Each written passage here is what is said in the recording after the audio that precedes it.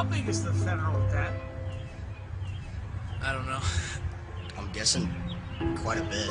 I know it's a heck of a lot more than it was probably 10 years ago. Well, take a stab at it. 69 billion. It's probably huge. What if I told you it was $8.7 trillion?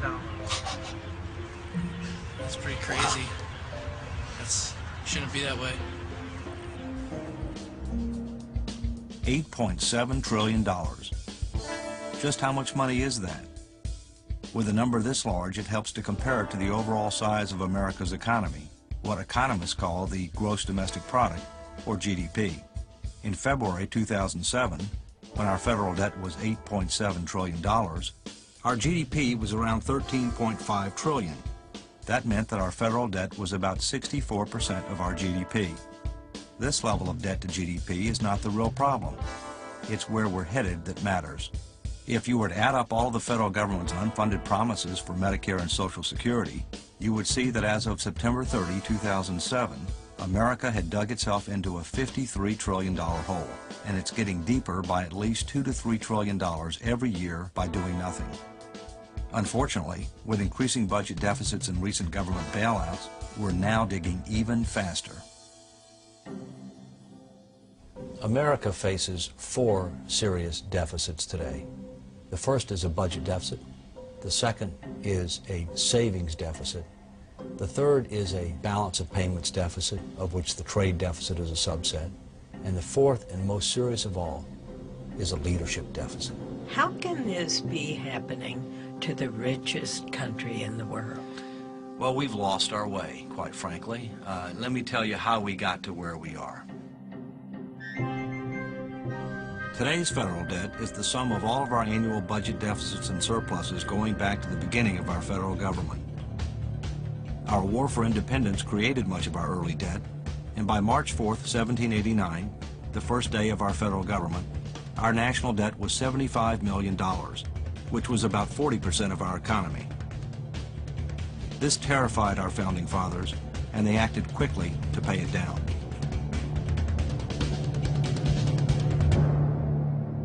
We didn't stay there for long. The Civil War not only had a huge human cost, it brought the United States to the brink of bankruptcy. However, like before, we paid our debt down quickly. In 1913, the Federal Reserve System was created to help manage the nation's money supply and to oversee national banks. That year was also the birth of the modern income tax. World War I was supposed to be the war to end all wars. Several years later, the Great Depression brought with it extreme economic hardship for millions of Americans. This Social Security measure gives at least some protection to 30 million of our citizens. It is insurance that you and your employer have bought and paid for. World War II was a time of sacrifice, and while the government took on unprecedented levels of debt, Americans bought savings bonds to finance our winning the war. And now, ladies and gentlemen, Mr. Humphrey Bogart. Our fighting men have just won history's greatest victory for freedom. Buy bonds for their future and for your own future. We've got another bond to buy. It's official. It's all over. It's total victory.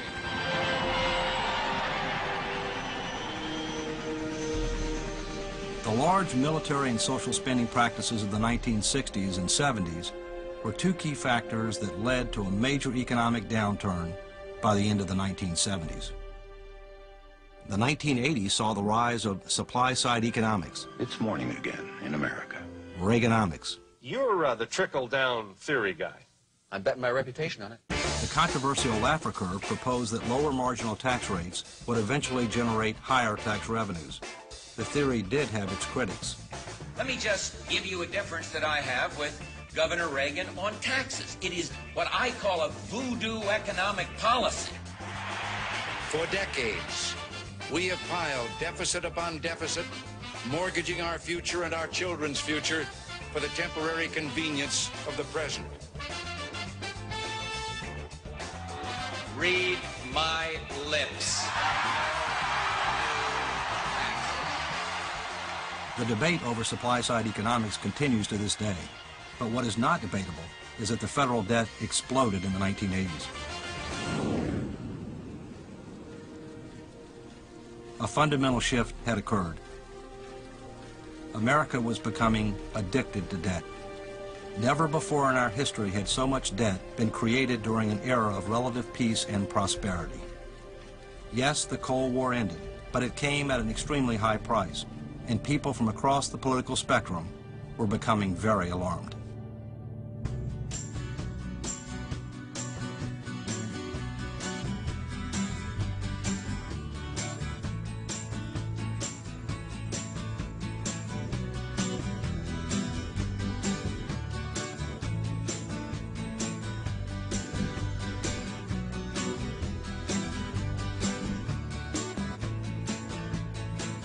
We come here today, Democrats and Republicans, to celebrate a true milestone for our nation. In a few moments, I will sign into law the first balanced budget in a generation.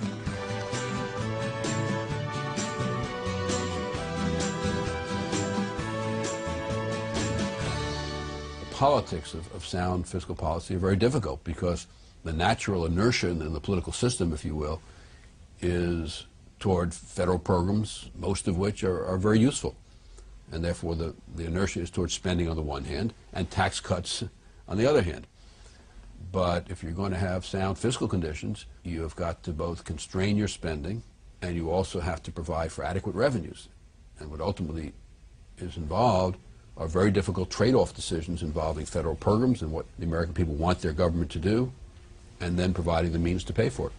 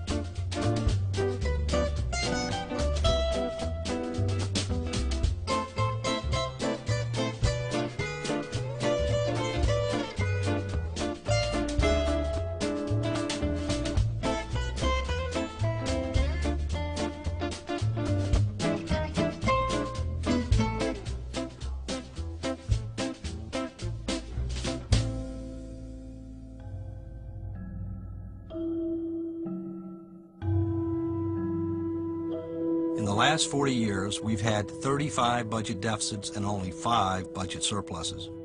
But remember, we've been running large annual surpluses in our Social Security program for years. These surpluses are spent every year to help pay other bills in the federal government. Without the Social Security surpluses, our real track record on deficits looks a whole lot worse. This is something that's utterly unsustainable, and remember, all of that has happened before the baby boomers retire. And the baby boomers are not a projection.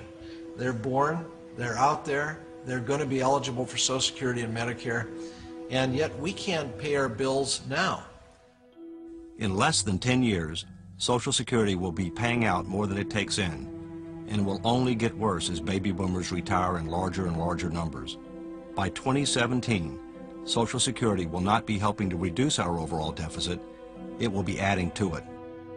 Our enormous Medicare deficits and other federal spending that also lie ahead will only make this situation worse. The only issue that's more severe than this would be the idea that an Islamic fundamentalist would get his hands on or her hands on a nuclear weapon and use it against us.